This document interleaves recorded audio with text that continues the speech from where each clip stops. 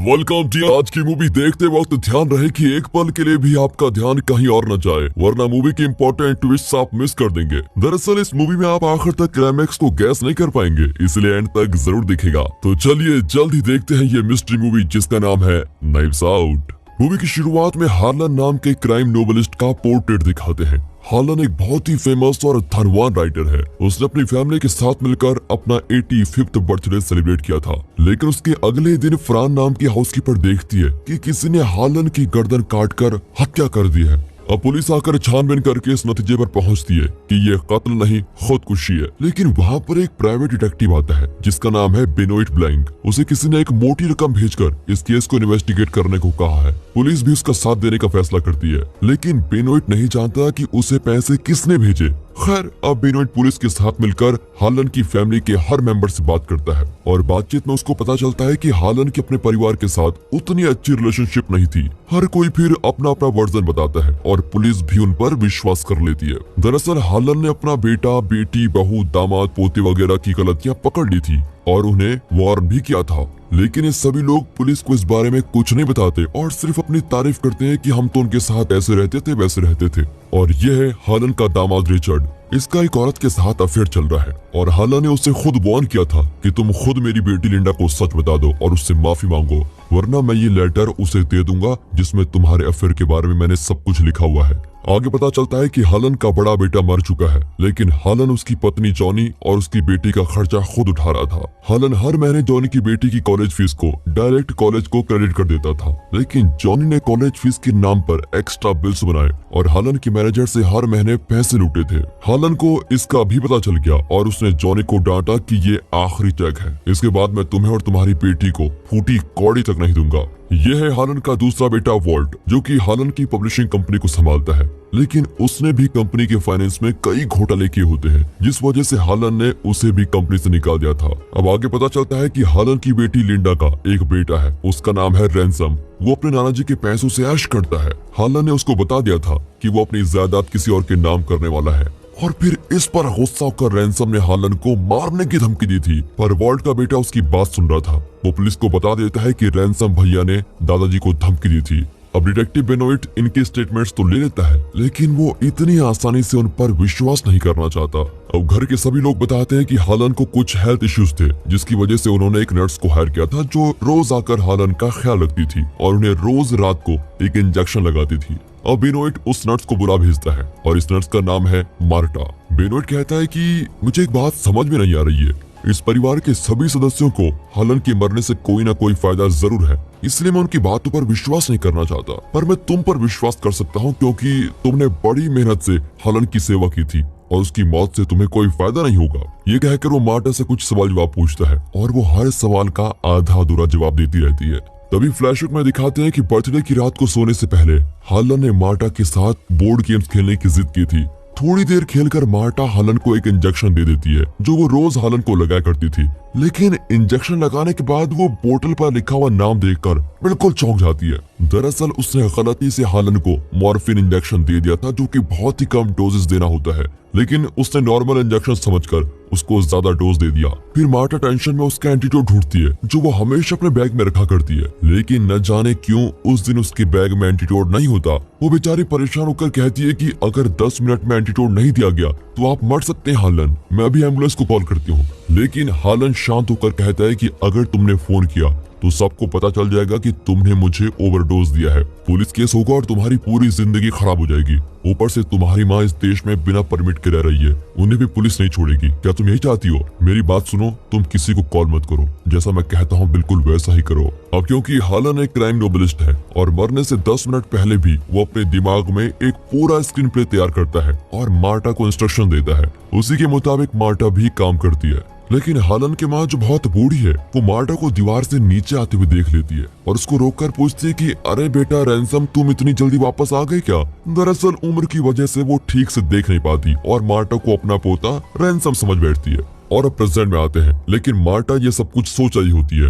वो बेनोइट को ये कोई भी बात नहीं बताती कुछ देर बाद वो रेस्टोरेंट जाना चाहती है, वहाँ वो उल्टी करने लगती है। तब हमें पता चलता है कि मार्टा को ये अजीब बीमारी है, वो जब भी झूठ बोलती है तो तुरंत उल्टी कर देती है। वैसे दोस्तों मेरा ख्याल है कि ये बीमारी सबको होनी चाहिए, झूठ बोला, उल्टी हुई और तुरंत पकड़े गए। सोचिए हमारे पॉलिटिशियंस का क्या हाल होगा, वो दिन भर उल्टी ही करते रहेंगे। खैर छोड़िए, हंसी आ गई ना आपको, चलिए कहानी में वापस आओ। अब हालन का फ्यूनरल का दिन आता है, लेकिन उस दिन भी रैनसम नहीं आता। लेकिन जिस दिन हालन की वसीयत पढ़ी जाती है उस दिन वो पहले नंबर पर आकर खड़ा हो जाता है और बेनोट उससे सवाल करता है तो वो आकर कर कहता है, मुझे तुम्हें जवाब देने की कोई जरूरत नहीं है। अब वकील आकर वसीयत पढ़ता है और वसीयत नामा सुनकर सभी एकदम सुन्न हो जाते हैं। हालन ने अपनी प्रॉपर्टी ना तो अपने बेटे को दी और ना ही अपनी बेटी या पोते को। उसने अपनी पूरी जायदाद और बैंक बैलेंस अपनी नर्स मार्टा के नाम कर दिया है। अब तो सभी का खून खौलता है और सब मिलकर मार्टा को ताने मारते हैं कि हमने तुम्हें परिवार का सदस्य समझा, अगर तुम मांगती तो हम तुम्हें मुंह मांगी रकम दे देते, लेकिन तुमने हमें धोखा दिया है, हमारे पापा को हमारे खिलाफ भड़काया, हम तुम्हें नहीं छोड़ेंगे। एन वक्त पर बेनोइट मार्टा को बचाकर लेके जाता है और अपनी कार में बिठा देता है, लेकिन सभी कार को ब्लॉक करके मार्टा को बाहर निकालने को कहते हैं। लेकिन तभी रैनसम अपनी कार लेकर वहां पर आता है और मार्टा दूसरी तरफ से निकलकर जल्दी उसकी कार में बैठ जाती है। उसे लेकर रैनसम तुरंत वहां से निकल जाता है। फिर कुछ दूर पर दोनों एक रेस्टोरेंट में खाना खाते हैं। रैनसम कहता है कि मुझे जायदाद से कोई लगाव नहीं है, लेकिन मैं जानना चाहता हूँ कि नाना जी के साथ हुआ क्या था, इसलिए मुझे सच बता दो। मैं जानता हूँ कि झूठ बोलने से तुम्हें उल्टी आती है। मार्टा उस पर विश्वास करती है और बता ही देती है कि उसने गलती से हालन को मॉर्फिन का ओवरडोज दे दिया था और हालन ने उसको बचाने के लिए उसे घर से बाहर भेजा। फिर उन्होंने अपनी गर्दन काट ली। सब कुछ जानकर रैनसम जरा चौंक जाता है, लेकिन कहता है तुम डरो मत, मैं सब संभाल लूंगा, तुम नाना जी की प्रॉपर्टी रख लो, लेकिन बाद में मुझे एक छोटा सा शेयर दे देना। मार्टा को उसकी बात माननी पड़ती है और वो घर लौट आती है। अगले दिन हर टीवी चैनल में इस केस की चर्चा हो जाती है और मार्टा के घर को मीडिया रिपोर्टर्स घेर लेते हैं। तभी मार्टा को एक लेटर मिलता है जिसमें लिखा है, मुझे पता है तुमने क्या किया। मार्टा फिर रैनसम को लेटर दिखाती है तो वो कहता है कि नाना जी का टेस्ट रिपोर्ट एक लैब में तैयार किया जा रहा है, अगर वो रिपोर्ट पुलिस को मिल गई तो पता चल जाएगा कि उनके खून में मॉर्फिन का हाई डोज था, फिर तुम पकड़ी जाओगी, हमें लैब से रिपोर्ट चुरानी होगी। ये कहकर वो मार्टा को लैब लेके जाता है, लेकिन वहाँ किसी ने लैब को आग लगा दी है। तभी बेनोइट पुलिस के साथ वहाँ पर खड़ा होता है, लेकिन वो रैनसम और मार्टा को देख लेता है। मार्टा भी उसको देख लेती है और तुरंत कार को स्टार्ट करके किसी रेस कार की तरह चलने लग जाती है। फिर बेनोइट की टीम भी उसका पीछा करने लगती है। इस सीन में और कुछ ना सही, लेकिन एक बात तो साफ हो जाती है कि मार्टा एक एक्सपर्ट ड्राइवर है। रैनसम भी उसकी ड्राइविंग देखकर एकदम दंग रह जाता है, पर किसी तरह बेनोइट की टीम उन्हें रोक लेती है, लेकिन वे मार्टा को पकड़ने की बजाय रैनसम को पकड़ कर लेके जाते हैं। बेनोइट को पता चल जाता है कि रैनसम ने ही मार्टा को ड्राइव करने को कहा होगा। अब यहाँ लैब में हालन की रिपोर्ट भी चल चुकी है, इसलिए मार्टा पर शक करने की कोई गुंजाइश नहीं होती और बेनोइट उसको छोड़ देता है। लेकिन मार्टा को एक ईमेल आया था जिसमें एक एड्रेस, डेट और टाइम दिया होता है। ये किसी ब्लैकमेलर का ईमेल है और वो मार्टा को उस एड्रेस पर बुलाता है और अब बताते हैं कि पुलिस ने रैनसम को अरेस्ट क्यों किया। दरअसल बेनोइट सबसे बात कर चुका था और आखिर में वो हालन की माँ से बात करता है, पर दादी माँ बस उसको देखती रहती है और कुछ नहीं कहती। बेनोइट समझ जाता है कि वो ठीक से सुन नहीं सकती। वो दादी माँ के साथ बड़ी मेहनत करता है और तब जाकर वो कहती है कि मैंने रैनसम को दीवार से नीचे उतरते हुए देखा था, इसलिए पुलिस को शक हुआ कि शायद रैनसम ने हालन का खून किया है। अब ईमेल में दी गई तारीख पर मार्टा उस एड्रेस की ओर निकल पड़ती है और बेनोइट भी उसके साथ होता है और मार्टा उसको कुछ बताना नहीं चाहती। वो रास्ते में गाड़ी रोक कर कहती है कि मुझे एक छोटा सा काम है। बेनोइट भी उसको जाने देता है और कहता है कि ठीक है, जल्द लौट आना, मैं यहाँ पर वेट करूंगा। अब मार्टा एक रेस्टोरेंट के अंदर घुसती है और पीछे के दरवाजे से उस एड्रेस पर पहुंच जाती है। वहाँ हालन की हाउसकीपर फरहान फर्श पर पड़ी होती है, उसे मॉर्फिन का ओवरडोज दिया होता है। इतना नहीं, मार्टा को हालन की जिस मेडिकल रिपोर्ट की तलाश थी वो भी वहीं पर पड़ी होती है, लेकिन मार्टा रिपोर्ट लेकर वहां से नहीं भागती, बल्कि फरहान को बचाने की कोशिश करती है। वो उसे ब्रीथ कराने की कोशिश करती है और खुद ही पुलिस और एम्बुलेंस को कॉल करती है। वो ऐसे एक इंसान को मरने के लिए कभी नहीं छोड़ सकती। हालांकि अगर वो पकड़ी गई तो पुलिस को यकीन हो जाएगा कि इस तरह उसने हालन को भी मार डाला होगा। पर यहाँ पर तो वो एक मामूली इंसान की तरह नहीं बल्कि एक सच्ची नर्स की तरह सोचती है और फरहान को एम्बुलेंस में हॉस्पिटल लेके जाती है। फिर वो बेनोइट को भी पूरा सच बता देती है और ब्लड रिपोर्ट भी उसके हवाले कर देती है। मुझे चाहे कुछ भी हो जाए, लेकिन मुझे हालन की फैमिली ने बहुत कुछ दिया है, मुझे उनकी प्रॉपर्टी नहीं चाहिए, मैं उन्हें सब कुछ बता दूंगी। बेनोइट भी उसकी हाँ में हाँ मिलाकर उसे हालन के घर पे लेके जाता है।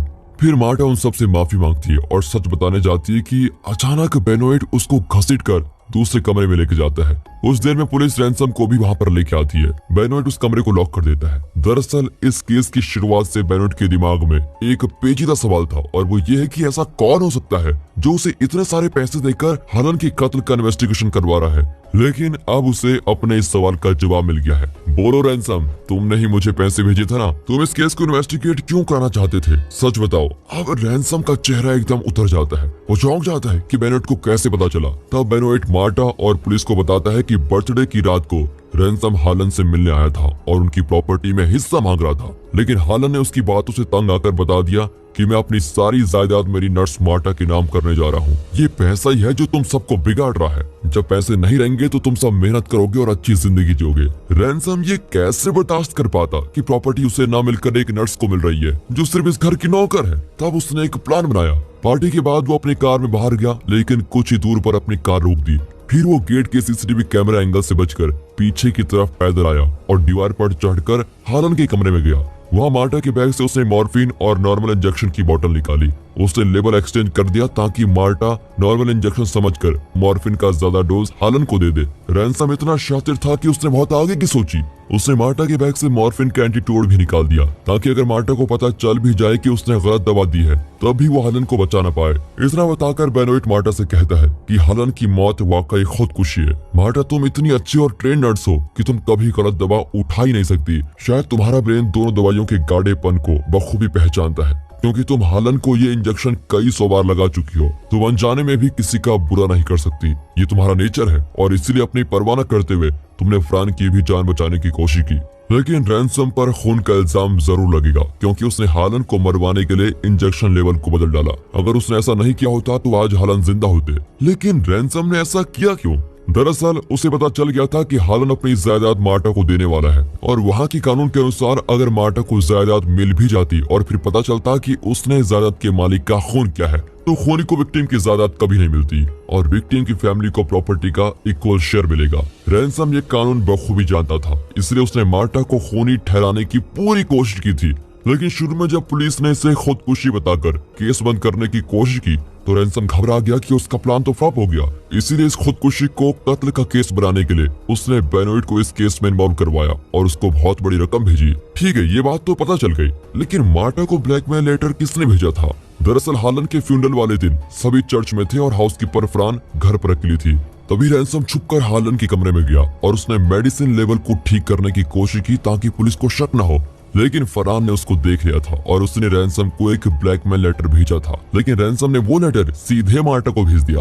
उसके बाद रैंसम फ्रांस से मिलने उसी जगह पर गया और उसे मॉर्फिन का ओवरडोज देकर मार डाला। इतना ही नहीं, उसने ब्लैकमेलर की तरह मार्टा को मेल किया और उसे उसी एड्रेस पर बुलाया। इस तरह वो मार्टा को फ्रान के कत्ल में भी फंसाना चाहता था। उसे लगा कि फ्रान को मरते हुए देखकर मार्टा भाग जाएगी और पुलिस को उस पर शक हो जाएगा, लेकिन उसने बिल्कुल भी एक्सपेक्ट नहीं किया था कि मार्टा फ्रान को बचाएगी और खुद पुलिस को कॉल करेगी।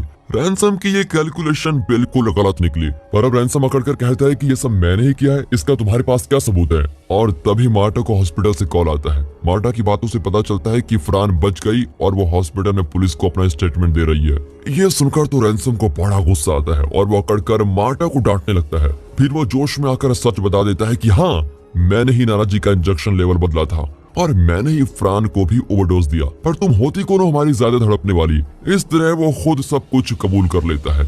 एक पुलिस ऑफिसर उसकी सारी बातें सबूत के तौर पर रिकॉर्ड करता है और तभी अचानक मार्टा रैंसम के मुंह पर उल्टी कर देती है। मतलब वो झूठ बोल रही थी। दरअसल हॉस्पिटल से कॉल आया था कि फ्रान मर चुकी है। ओह, ये बात है, पर रैंसम का मुंह खुलवाने के लिए उसने झूठ बोला था। ये जानकर तो रैंसम और आग बबूला हो जाता है और वहाँ सजाए हुए चाकुओं में से एक चाकू निकालकर सीधे मार्टा की छाती में घुसा देता है। लेकिन मार्टा तो बिल्कुल ठीक है। दरअसल ये डेकोरेशन के लिए रखा हुआ डमी नाइफ है। रैंसम का तो सर ही फिर जाता है और वो बार बार चाकू चलाता है, लेकिन मार्टा नहीं मरती। फिर क्या, पुलिस रैंसम को अरेस्ट कर लेती है। आखिर में घर के सभी सदस्य अपना बोरिया बिस्तर बांधकर घर से बाहर चले जाते हैं, क्योंकि अब एक घर उनका घर नहीं। बाहर जाकर मुड़कर बालकनी को देखते हैं जहां मार्टा कॉफी पी रही होती है और उसके कप पर लिखा है दिस इज माई हाउस। और इसी के साथ दोस्तों ये मूवी यहाँ पर खत्म होती है। दोस्तों मूवी कैसी लगी कमेंट्स में जरूर बताइएगा और अगर स्टोरी अच्छी लगी हो, एक्सप्लेनेशन अच्छा लगा हो, वीडियो को लाइक कीजिए और चैनल को सब्सक्राइब कर दे। बाकी मिलते हैं अगली वीडियो में, तब तक के लिए गुड बाय, अपना ख्याल रखिए and finally thanks for watching.